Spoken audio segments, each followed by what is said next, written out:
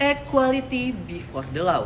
Tidak peduli usia, gender, atau bahkan jabatan. Semua orang sama di hadapan hukum. Untuk itu, sudah semestinya militer harus diadili layaknya warga negara lainnya. Assalamualaikum warahmatullahi wabarakatuh. Shalom, Om Swastiastu, Namo Buddhaya, salam kebajikan bagi kita semua. Perkenalkan, kami dari tim Muhammad Hatta. Dengan saya sendiri, Pinto Kaganti selaku pembicara pertama yang akan menyampaikan argumentasi dalam standing position pro terhadap mosi anggota militer yang melakukan pelanggaran HAM berat harus diadili di pengadilan HAM dan bukan di pengadilan militer. Pertama-tama, saya akan menyampaikan latar belakang lahirnya mosi perdebatan kali ini. Lahirnya mosi perdebatan kali ini ialah disebabkan oleh begitu banyaknya pelanggaran yang dilakukan oleh militer di ranah sipil, akan tetapi selalu diadili di pengadilan militer itu sendiri. Padahal dalam Undang-Undang Nomor 31 Tahun 1997 tentang Sistem Peradilan Militer, pada pasal 65 ayat 2 telah dijelaskan bahwasanya militer dapat diadili di luar pengadilan militer apabila yuridiksinya berada di dalam pengadilan umum. Yang jika kita kontekstualisasikan dalam perdebatan kali ini, sejatinya pelanggaran HAM berat yang dilakukan oleh militer harus diadili di pengadilan HAM. Akan tetapi, permasalahannya hingga hari ini ialah setiap pelanggaran yang dilakukan oleh militer yang seharusnya diadili di pengadilan sipil malah diadili melalui mekanisme peradilan militer yang cenderung tertutup dan kurang transparan. Proses investigasi, penuntutan, dan pengambilan keputusan seringkali dilakukan oleh institusi militer itu sendiri, yang mana hal tersebut tentu dapat menyebabkan konflik of interest dan potensi bias yang dapat menghambat akses korban terhadap keadilan dan kebenaran.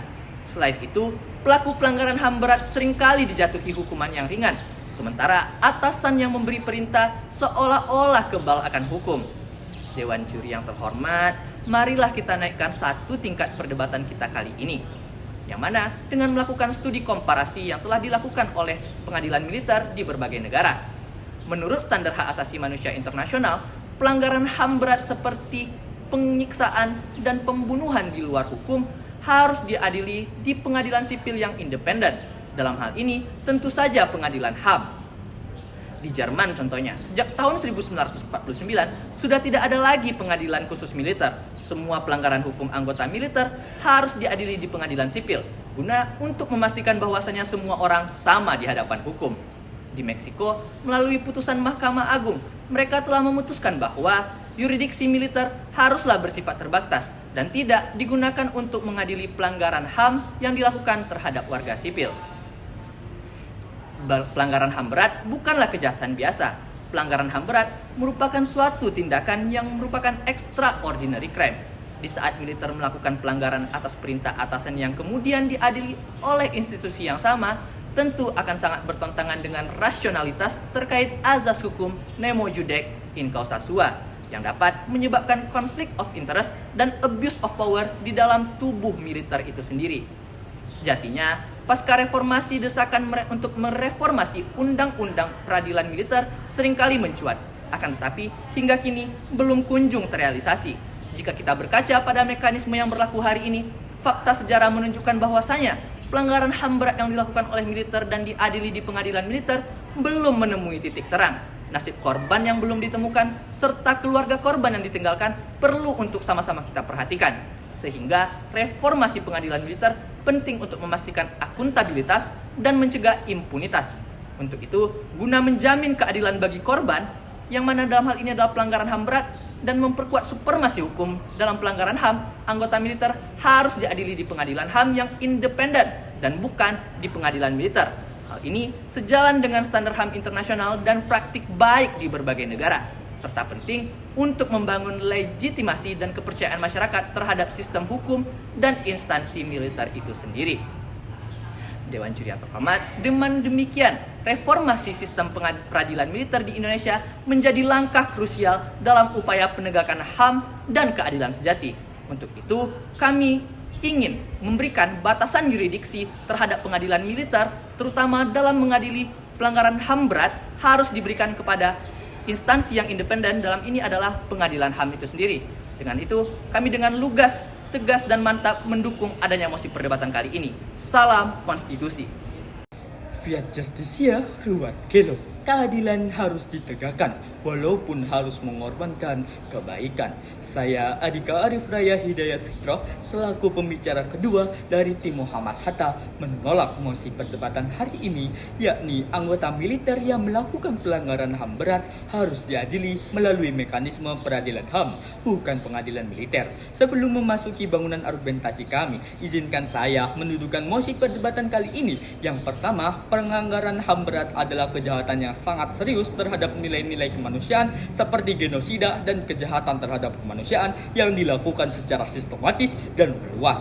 Kedua, peradilan HAM adalah pengadilan khusus yang dibentuk untuk mengadili pelanggaran HAM berat yang bersifat terbatas, ad hoc, dan permanen, mengadili kejahatan-kejahatan tertentu sesuai dengan Undang-Undang Nomor 26 Tahun 2000 tentang Pengadilan HAM, yang mana ini tidak semua pelanggaran HAM dapat diadili di pengadilan HAM.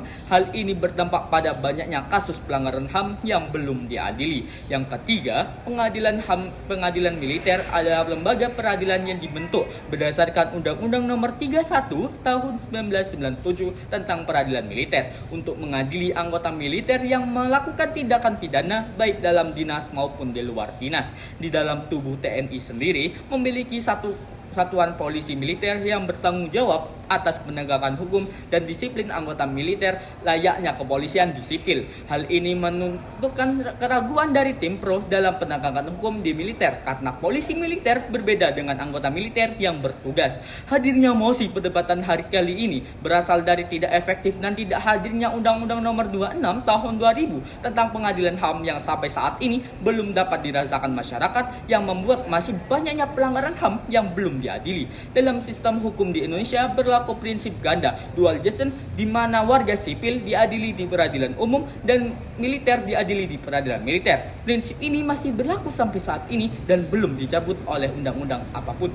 Sementara peradilan militer telah memiliki legitimasi hukum fungsional dan memiliki mekanisme jelas untuk mengadili anggota militer, terbukti dengan banyaknya kasus yang telah diselesaikan termasuk dalam kasus serius. Bahkan bila kita membandingkan kedua peradilan militer jauh lebih menjatuhkan vonis berat terhadap tersangka. Menurut filsuf Carl Smith, dalam keadaan darurat atau konflik, hukum sipil bisa kehilangan efektivitasnya karena tidak memahami medan operasional. Dalam konteks ini, hukum militer memiliki logika sendiri. Jika tindakan oleh militer otomatis kebawa ke pengadilan HAM, maka kita beresiko mengadili militer tanpa memahami konteks operasional, dan ini dapat mengganggu efektivitas TNI dalam menjalankan fungsi sebagai penjaga kedaulatan negeri. Alih-alih menjaga negeri, para prajurit takut masuk buih karena perintah negara sendiri. Secara sosiologis, publik tentu menuntut keadilan, kami setuju. Tapi keadilan bukan hanya soal forum hukum, melainkan soal akuntabilitas yang realitas dan berkelanjutan. Reformasi TNI secara menunjukkan perubahan internal jauh lebih baik daripada pendekatan yang memaksa pengadilan militer. Pengadilan HAM terbukti efektif dalam penegakan HAM berat yang terjadi di Indonesia. Dibuktikan dengan kasus Timur Timur yang mana pelaku telah terbukti bersalah malah dibebaskan, dan kasus lainnya ketika dibawa ke banding dan kasasi pelaku berakhir bebas.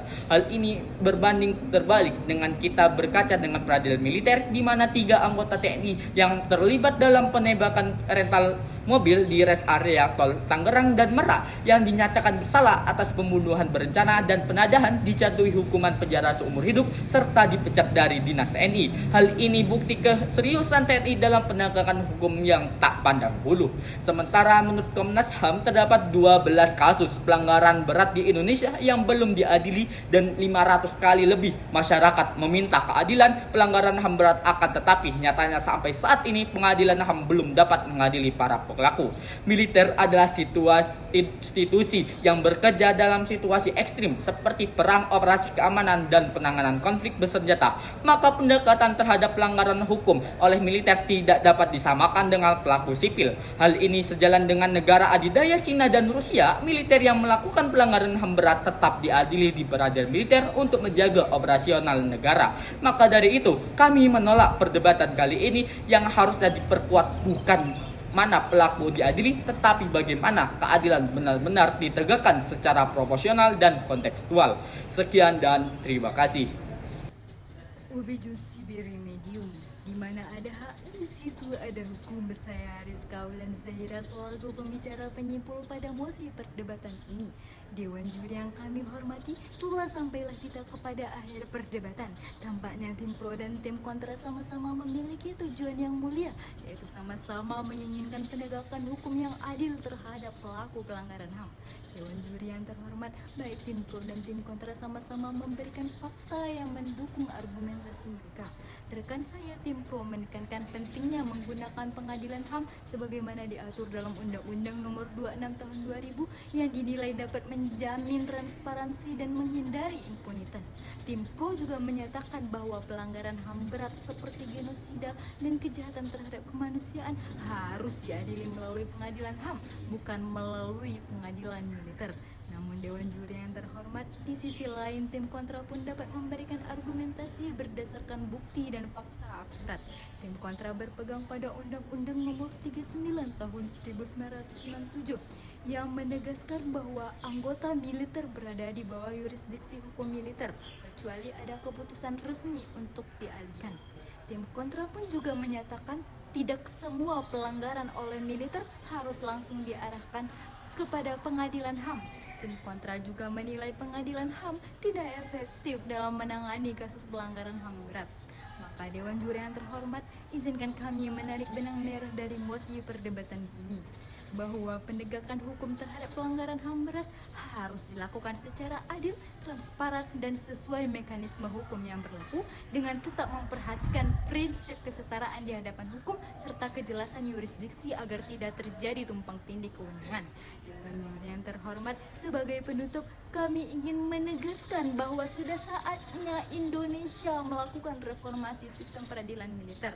Pelanggaran HAM berat yang dilakukan oleh anggota militer harus diadili di pengadilan HAM yang independen, bukan di pengadilan militer. Hal ini penting agar hukum berlaku adil untuk semua orang.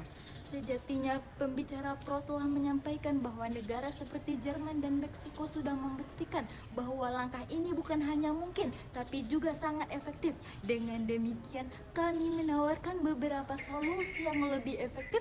Yang pertama, memberi batasan yurisdiksi peradilan militer. Yang kedua adalah mereformasi undang-undang peradilan militer guna mencapai keadilan.